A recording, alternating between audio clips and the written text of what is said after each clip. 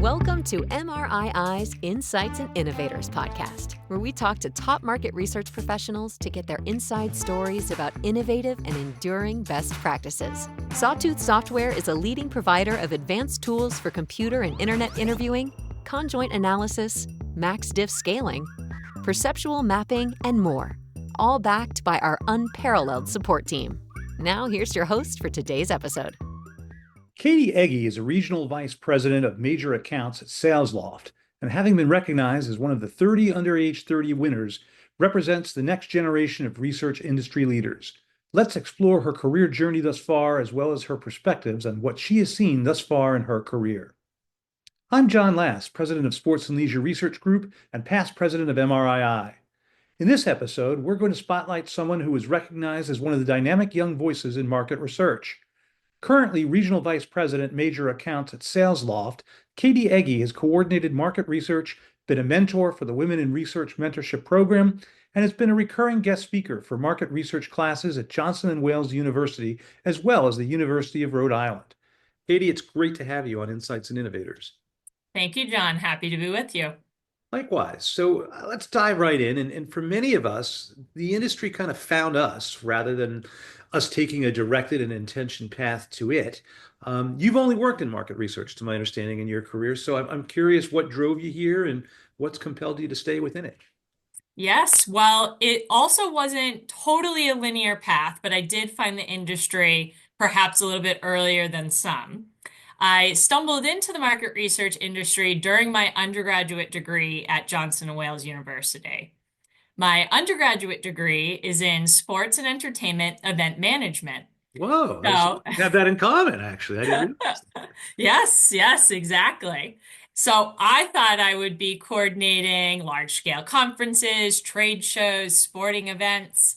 But because I was an honors program member at Johnson & Wales, I had to do a thesis my senior year.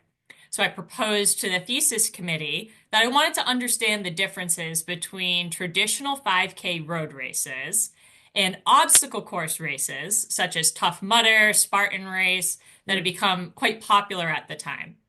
And they said, okay, this works. It's an event, it's sports, but this also sounds a bit like a market research study. So they paired me with the head of the market research department at Johnson & Wales, Dr. Frusetti. And through that experience, I realized this is what I want to be doing. This is very fun. I enjoy this. So I decided to stay on. I did my master's in business administration and focused a lot of the courses there for branding, marketing, and then ultimately took that experience and entered the industry. Wow, lots of commonalities there. I kind of stumbled into it that way from being in the sports business as well. But this is about you. It's not about me. And talk to us a little bit about your career journey. Then once you kind of finished that work, you dove right into the profession, and you've made a few pivots along the way. Talk about how you've kind of grown into your current role. Yes. So I have a bit of a unique background where I've been in the market research industry my entire career, but I've also been in commercial or client-facing roles the entire time. So my very first position, I started as a client operations coordinator at Kantar, helping scope programs for clients, helping assess the sampling feasibility, as well as programming and hosting capabilities for surveys.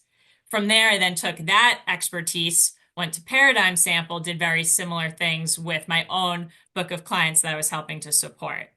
And then that was the first half of my career, very traditional survey-based research methodologies. I decided that I wanted to try something new to me and get into more behavioral market research techniques. So then I joined Nailbiter, which is a company that's leveraging video-based market research at scale. Went to Zappy to try out agile research techniques, and then ultimately landed at Black Swan, where I'm at today, using AI, predictive analytics, and social data to help understand the future of innovations. So you had that initial foray as an undergraduate. I can kind of remember, when I got out of graduate school, you come in with all this theory and all this expectation, and then the reality hits, the pragmatism comes about. What surprised you when you first came in? What didn't meet those initial expectations and was kind of proven wrong? Yes. Well, I had the leg up where I knew that I enjoyed my thesis program. And so I had a feeling that I would enjoy the industry. But you hear from those outside the industry, there's a lot of banter and talk about what the industry's like. You hear economics and data science and statistics. And when you hear all those conversations, you wonder, is the industry quite dry? Can it be exciting when you have so much scientific rigor behind it? But that was quickly disproven when I was in the industry because I realized what we're doing is we're at the forefront of change, everything new, cultural shifts, new product innovations, understanding unmet consumer needs, changing shopper behaviors. So quite quickly, I realized that it's actually a very exciting place to be. It just so happens to be backed up by a lot of the data and statistics. Yeah, you know, I knew from the moment that I first met you that you're a storyteller, you're a people person. It's refreshing. It's not like foreign to kind of what I see the people that we work with being as well. When you think though about people entering the profession today, you know, a lot do kind of come in with that misnomer that it's very, you know, kind of esoteric or rigorous. What are the skill sets that you see as most critical for people that are coming in, and how do you kind of draw the lines for how people develop and refine those skills if they may be deficient one way or the other? Yes. So my number one piece of advice for those entering the industry is to stay curious. I feel like curiosity can help you then evolve where you want to go within the market research industry. But you need that curiosity because it is the backbone for anything, any type of research technique or methodology, way of partnering, whether you're agency side or client side, that desire to want to learn more, discover what's new or what's around the corner is the cornerstone of anything in our industry.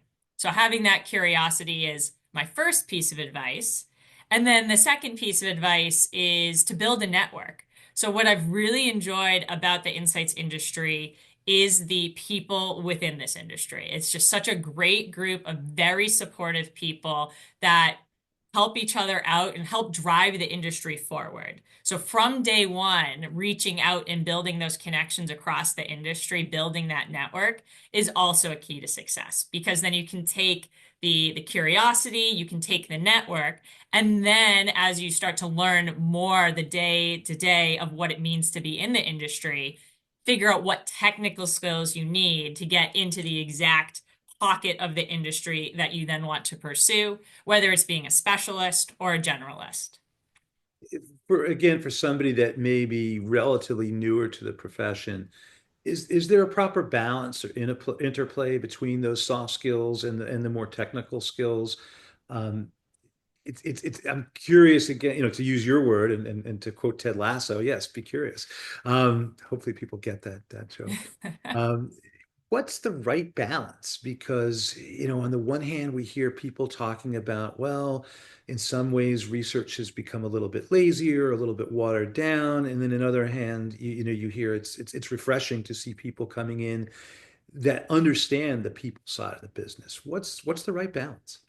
Yes, so I do believe that our industry, but frankly, many industries in this day and age mandate the balance between the two. It's quite hard to truly thrive in the industry over indexing on one or the other. So the technical skills are necessary to get the core of the job accomplished with the rigor that's necessary to maintain quality thresholds and progress the industry forward.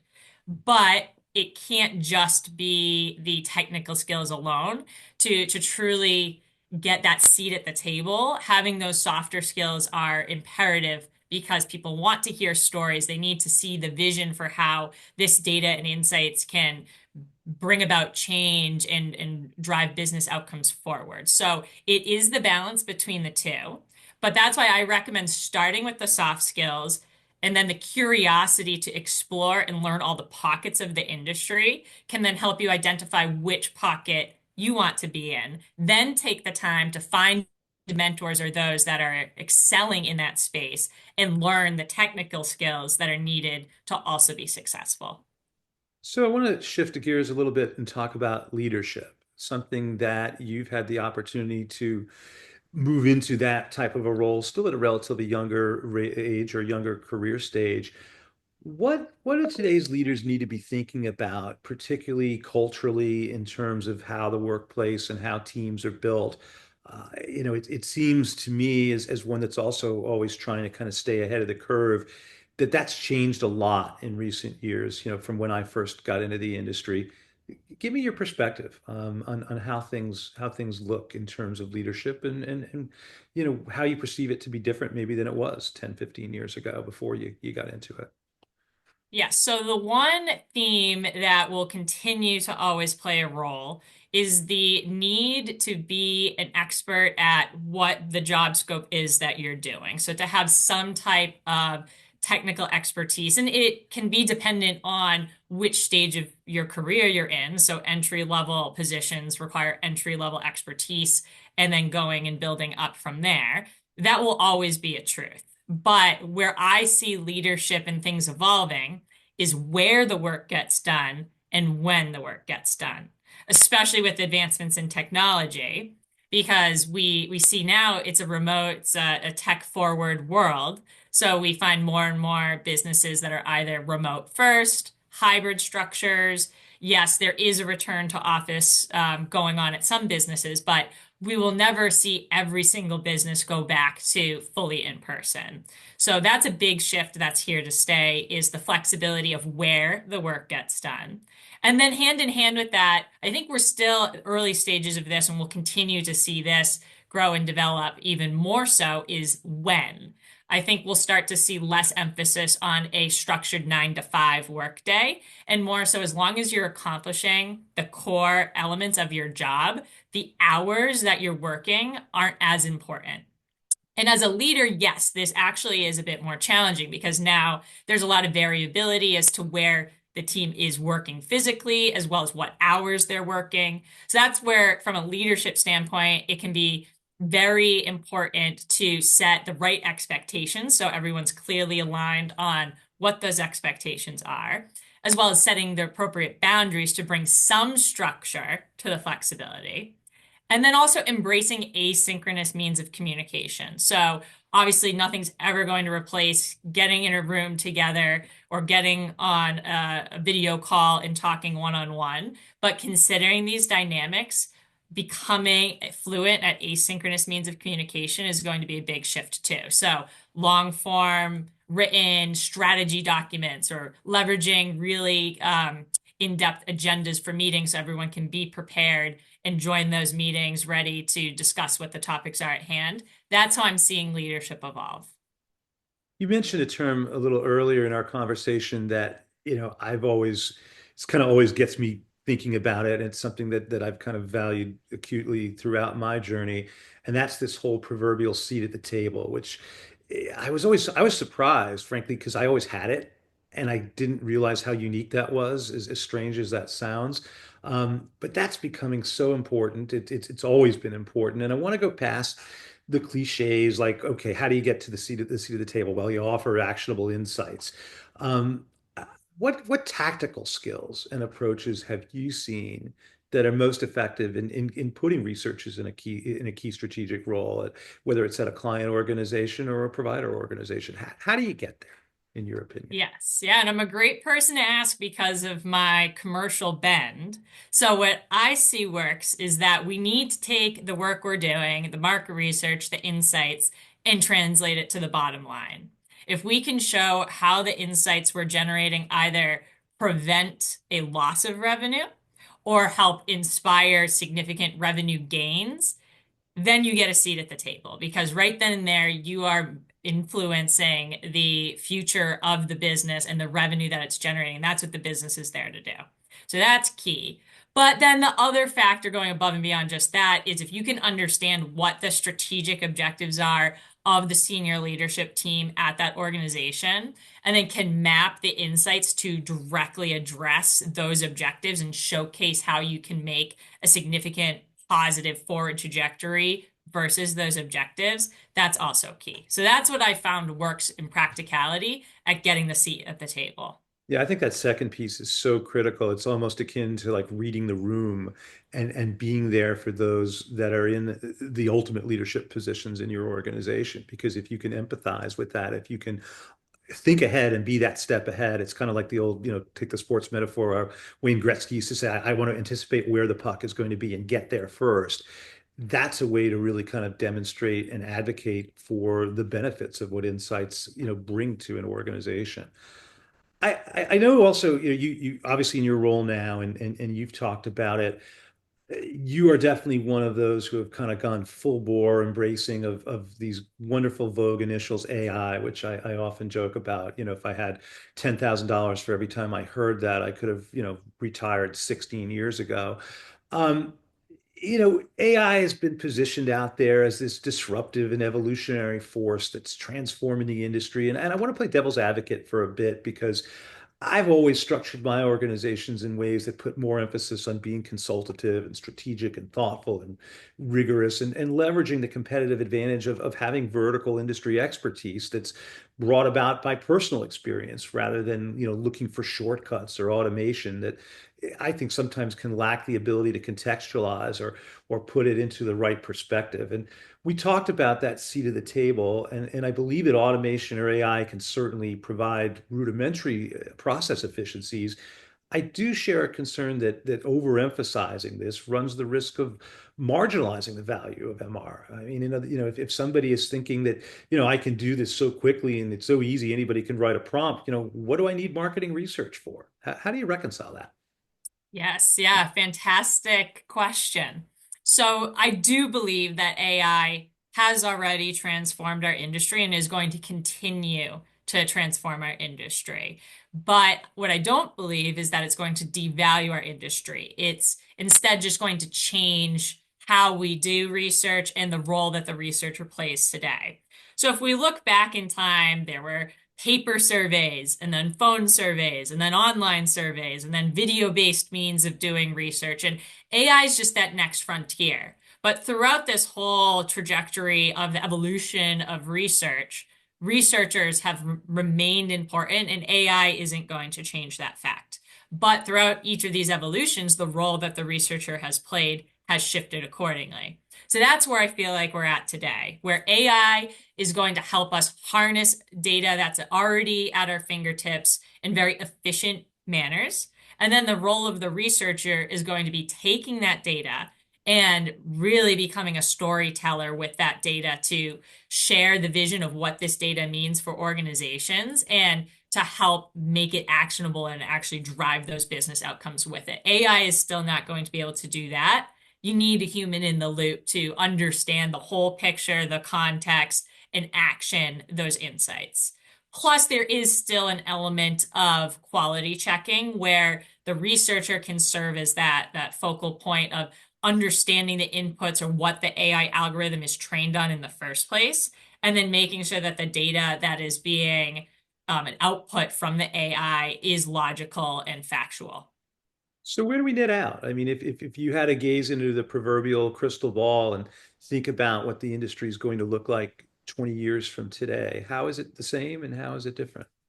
Yes. So at that point, 20 years into the future, will be essentially like where we're at today with online surveys. Where now online surveys are the backbone of a lot of research being done today. But when online surveys first came out, that wasn't the case. So AI is going to be that new table stakes where research is just going to be using AI day in and day out. And there will be a lot more automation. So what this means is there'll likely be some other technological advancement that we'll be discussing what's the impact it's going to have on our industry at that point.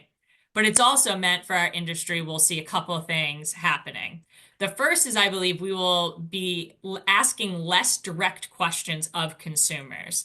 And this will be an advantage because a lot of online surveys today are creating survey fatigue from consumers that are getting quite tired of being asked their opinion again and again and again.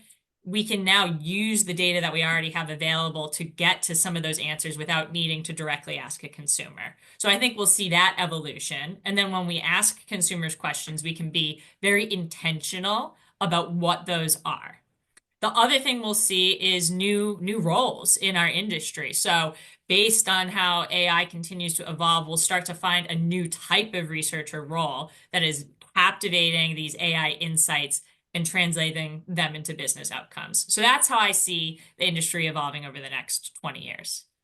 Does the line, and I don't mean this to be kind of a leading question because you'll probably be able to figure out where I sit on this one, but does the line between consulting and research blur further?